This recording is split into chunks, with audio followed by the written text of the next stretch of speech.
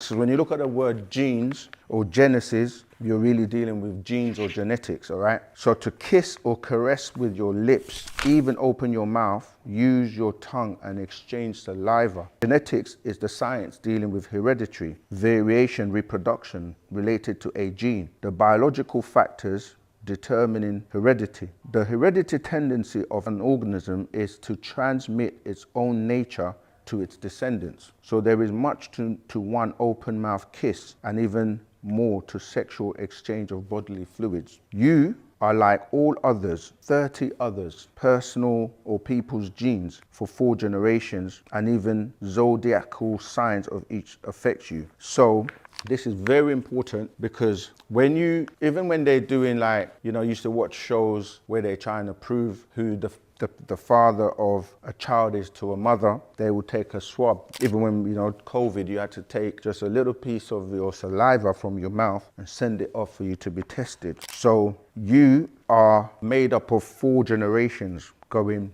back to your great grandparents. So you will be at the top, who is in the driver's seat, and you are that spirit being, which we refer to as the Ka in ancient Egypt. The Ka'a or Ka means spirit, the Ba or Ba'a means soul. So when you look at the phonetics in terms of the word car and what we use as a car today, driving, you are in the driver's seat, but then you have all the influences from 29 or less of your family generation. So you have your mother and father, then both your mother and father have their mother and fathers. So that would be like you, your parents, then your grandparents, then your great grandparents, they will have their mothers and fathers each. And then you'll have your great great grandparents who will also have their mothers and fathers. And all of these, right, when you study genetics, you find out that these people are a part of you by way of the DNA. So when you kiss someone or exchange any bodily fluids, you are taking in all of those personalities, all those people, and everything about each of them, good or bad, diseases, emotions, the whole lot. That's the reason why when you catch your mate with another, your spouse or your boyfriend or girlfriend, you say,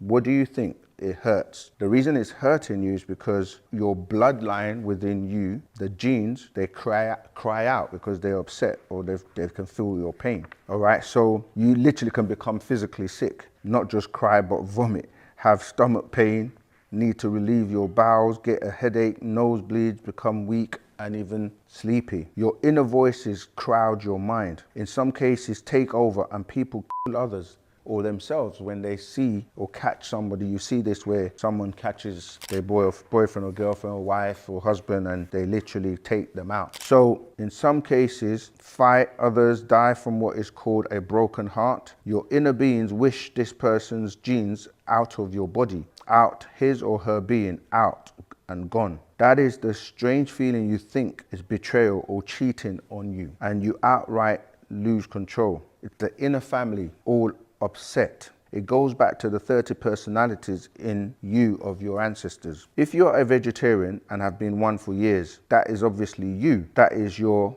conscious choice. Then one day you smell a burger and you suddenly have this urge to eat this burger after being a vegetarian, say, for over 20 years. What is that? Well, one of your ancestors may have been a real carnivore, and after smelling the scent of the burger, which is in the air and goes in your nose, so you are actually taking tiny bits of this burger, and it awakened that one who wants it. Now, consciously you are saying, I know I shouldn't eat that burger. I don't even like meat. But for some reason, you've been craving this burger since the smell of it that day. Again, that is not you. Now here's the clincher. If you give in to that personality who may have been number 30 down the hierarchy, let's say now they have moved up one place on the ladder and are now number 29. They actually have become stronger, and if you keep feeding that number 30 who may love meat or be a glutton, which means it is not going to stop with food, it can turn into something and everything else if you do not get that personality under control. You see, so we're explaining in Wusabat that these personalities are in your genetics, and when you hear the voices in your head of these personalities, they can influence you to do things you don't want to do. And if you give in to the ones that are disagreeable or things that are not conducive for you, they start to take more prominence in your life. And so with the genetic kiss, you have to be aware of these personalities and know your being, your thoughts that are different from the others. So let's keep going. That is because the so and so you knew is now suppressed for whatever reason, and the 30 took over. So in essence, they are totally different because someone else is in the driver's seat now. So they're now dictating what you do. Does the body work off of heat or cold? Heat. And to feed that fire, you must have fuel, which is the food you consume. So your body is your own personal temple, and the fire is what burns the food inside. That same scent that your body gives off is what can attract a lion to want to eat you. The problem is people are forgetting that they are just another animal. Your body acts as the altar to a temple, and different beings are attracted by what is placed on your altar. So if you consume lots of blood or red meat, thus you will attract those types of beings as well. If you put lots of grains or plants on your altar, you will attract those types of beings as well. You are what you eat. If you are from India and you eat a lot of spicy curry foods, your body would emit that scent. If you're Chinese, your body will smell like the food that you consume. The same way a lion will attack someone because they smell the food that was put on your personal altar. And the smell of the smoke of the offering is permeating from your pores and is giving off a scent. So we're saying, if you look at your body, you hear the phrase, your body is a temple, and your body works off of heat. So when you eat things, that's being put into your altar, because what tends to happen is that the acid in your blood burns the food once that food has been broken down into liquid. Because remember, the whole digestive process is to break those foods down. And once they become liquid, they're now burnt by the acid in the blood, and that's how your body would give off that smell based on your pores being open. And so this is how you smell of a particular, you smell a particular way based on your diet. So I'm not going to go through the entire scroll, but I'm just want to highlight it. But it's very important that the DNA and the genetics of what you're putting into your body is so important. And I'm just going to cover, when we're dealing with DNA, how much the chromosomes, tie into the different species. So when you're mixing your bodily fluids, it's important to know who you are mixing your genes with, because once you take on their DNA, you take on all that they have in their personalities and their 30 as well. So the DNA can change you into whatever or whoever.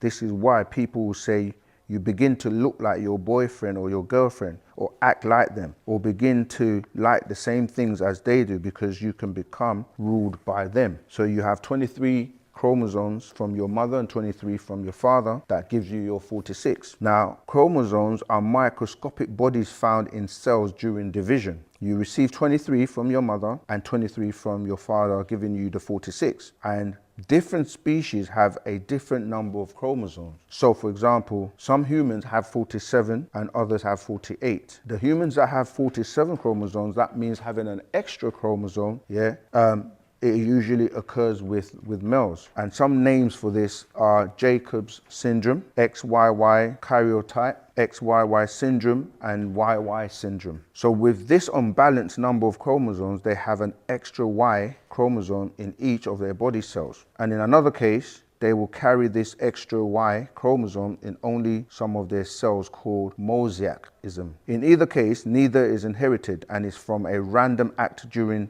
cell division. Some of the genetics disorders that result are usually taller and have learning problems. A smaller percentage of males are diagnosed with autistic disorders, which includes developmental conditions that can affect communication and social interaction, such as a delay in speech development and language, slow development, or the motor skills which affect walking and sitting, in an overall weak muscular or muscle tone called hypertonia, including hand tremors and other involuntary motor movement. They can also be behavior and emotional disorders. However, There are no physical defects. Most males with 47XYY syndrome have normal sexual development and can have children. It occurs in every 5 out of 10 boys in the United States and can occur in 1 out of every 1,000 male babies. There is also an instance where a male can have 47 chromosomes with an extra X or 47XXY. It is called the Klinefelter syndrome, and in this case, this interferes with their sexual development and they are unable to father children because they are not fertile. There is a mosaic form to this disorder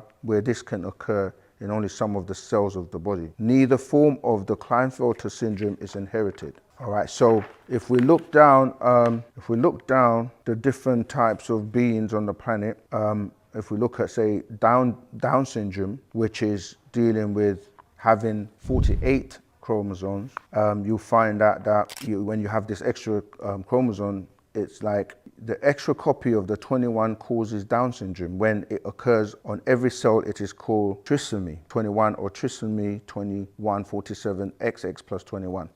There's also a variation of this. So we're looking at most people with Down syndrome share the same physical characteristics. The epicanthic folds on the inner corner of the eyes are flat nasal bridge, a protruding tongue due to small oral cavity, an enlarged tongue near the tonsils, a short neck, and white spots on the iris known as Rushfield spots. Most individuals with Down syndrome have mental retardation with an IQ ranging from 50 to 70, considered mild, and an IQ ranging from 35 to 50, considered moderate. The ability to produce children is drastically reduced. However, very few males were able to have children, and the females that were able to reproduce have produced children with Down syndrome. So this just ties into the fact that hamum are mixed in with different species of beings, such as the Sunayan Teros, right? So we spoke about these extraterrestrial beings called the Teros, who carry 48 chromosomes, and we start to look at, the different